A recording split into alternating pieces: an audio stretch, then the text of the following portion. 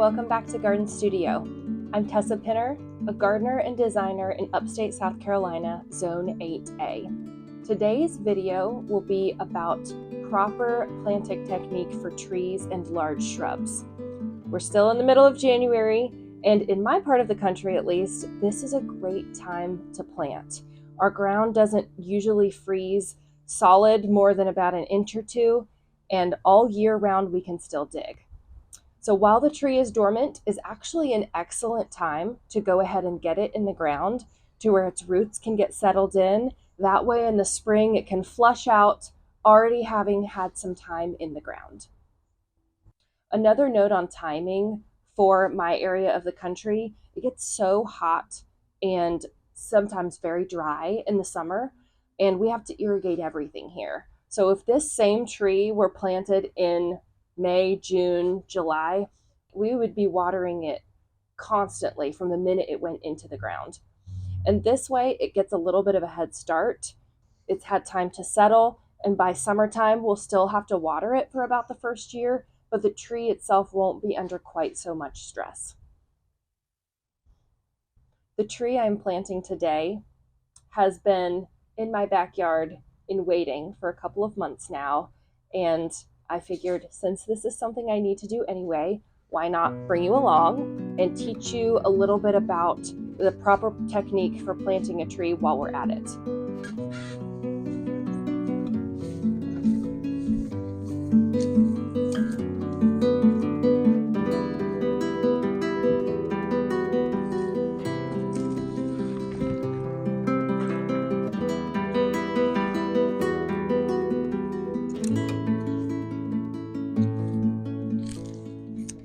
This is a Sierra yew maple.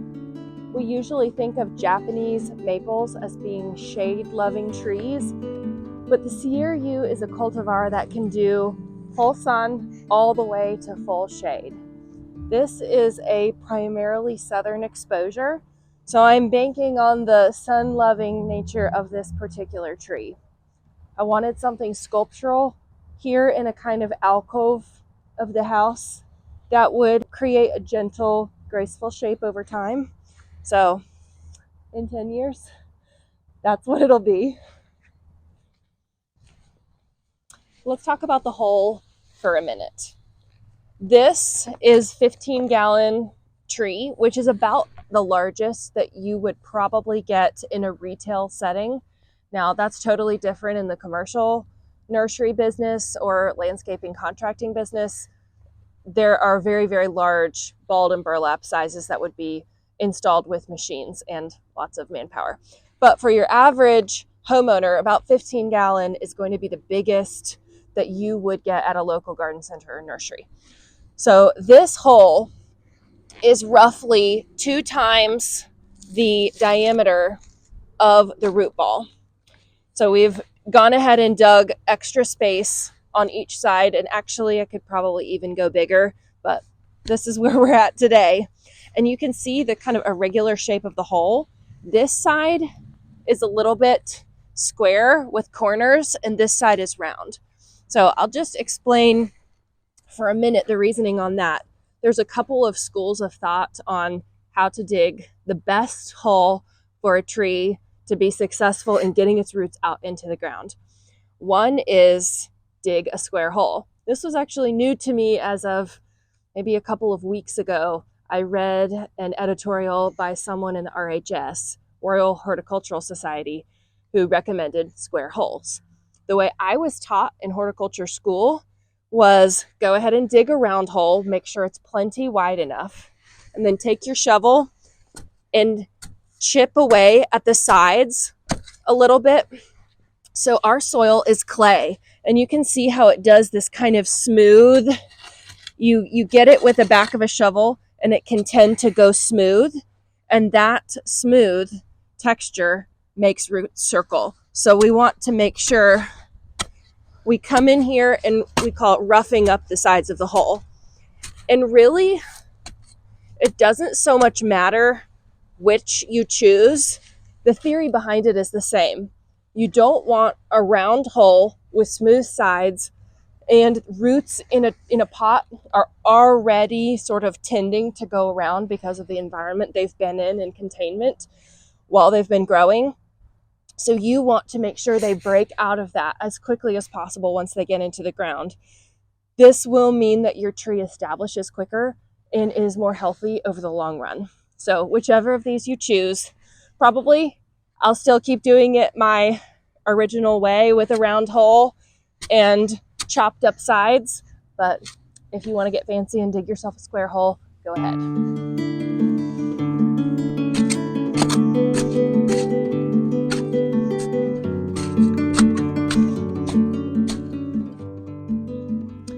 I know this might sound like a lot of to-do over just the hole that the tree is going in, but it really does make a difference for the establishment and success of your tree. So one old maxim that is very true is dig a $100 hole even if you have only a $10 tree. So the depth of the hole, we're aiming to be a little shallower than the height from, this is called the tree root flare, where it stops being the same diameter and starts to shoot out into the roots. This knuckle is actually something you want to see. So if we're talking about how deep to dig the hole, we don't want to dig it any deeper than this distance to where the knuckle hits. So it's always a little bit of a guess. I could get out a tape measure and measure it, but it's better to dig a hole that's too shallow than too deep. If you dig a hole that's too deep, you will end up having to backfill it, and you have decompacted the soil to where it may sink down. What you don't want is a tree that ends up in a dip. It'll collect water, and ultimately the roots won't get the oxygen they need. So it's better to start shallow on your hole, test it out. If you have to remove your tree, dig a little bit more until you get it just right. That's okay. It may not be immediately apparent, but we did not amend this hole. So there are a couple of schools of thought on this as well. The only dark you're seeing is from what has fallen off of the root ball, but I have not amended the native soil, the native pretty much clay soil in this hole. And sometimes you'll hear people tell you, if you want to give your tree a good start, put a whole lot of juicy goodness in the planting hole. And the reason I don't do that is because the whole point of tree establishment is getting the roots outside of the hole. That is also the reason for digging the large hole and roughing up the sides or doing the square corners. Same school of thought with not making the hole itself just such a sweet pot of goodness that the roots aren't motivated to get outside of it. In our clay soil, if we just dig a perfect circle and plop the tree in, we've just put the tree into a clay pot. The video skips this part, but we did spend a few minutes making sure that the soil level is going to hit exactly where I want it. So just a gentle mound right up to this root flare that I referenced earlier. Even if you have to try a couple of times, it's worth getting it right. This surrounding area will eventually be an entire bed, and we're not doing it at this moment because I don't have all of the plants that I need. It's a classic case of I've designed it, but we can't quite do it yet. A little bit at a time. Never be discouraged about going a little bit at a time. But if I were to remove all of the grass in this section and amend the whole thing, that would be the exception to the amendment rule of the planting hole that I talked about. If you dig up a big area, amend the whole area, go for it. It'll make everything better for every single thing you plant in that environment. However, in this situation, just digging a hole and filling it back, I'm not doing anything to the surrounding ground, which is why I'm not choosing to amend this hole. I'm just about to fill in this hole, but first, I want you to notice that there are no circling roots on the outside of what we can see. It's all these nice little shaggy feeder roots. This is what we want to see. If we were to come in here and there was lots of root bound, pot bound, circling roots, I would actually take a sharp knife, my secateurs, or the sharp edge of a shovel and cut those in order to encourage branching and exiting from the planting hole. Again, that's another thing that you can do just to make sure that the roots are started in the direction that they need to go.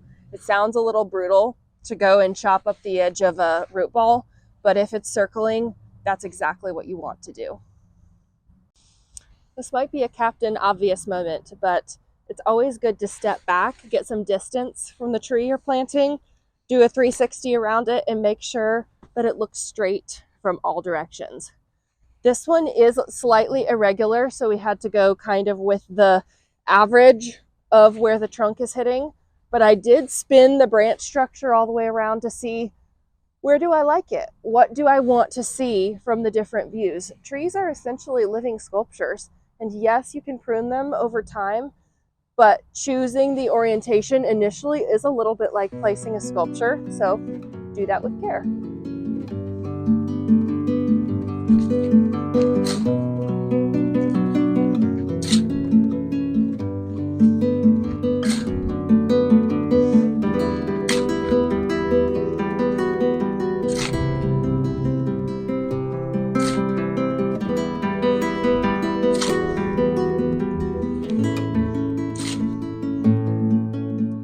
Watch Gardener's World, you've probably seen Monty heel in a tree like this. You can do it however you want, but this is a good method to start with your heel towards the edge.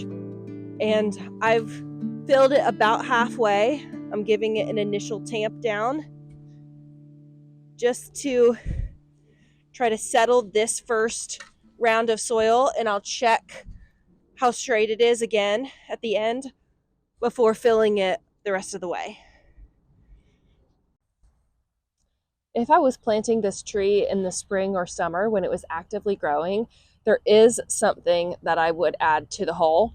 Not a soil amendment per se, but I would add a biotone starter, an organic fertilizer with mycorrhizal fungi. Actually helps the roots get nutrients from their surrounding soil. It's a beneficial relationship.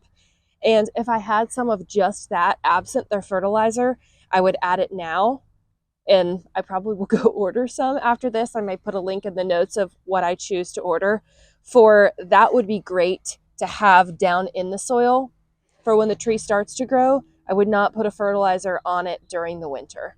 So that's my only caveat to don't amend the hole. If it were in the growing season, I would put an organic fertilizer with a mycorrhizal fungi starter. And if I had just the fungi, I would do that now.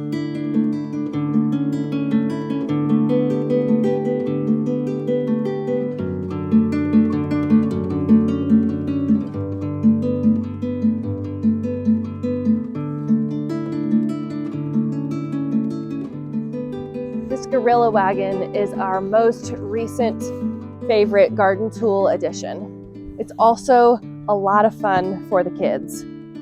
It's been a really sturdy help in the garden the last month or so that we've had it, and I honestly wish we had gotten it sooner.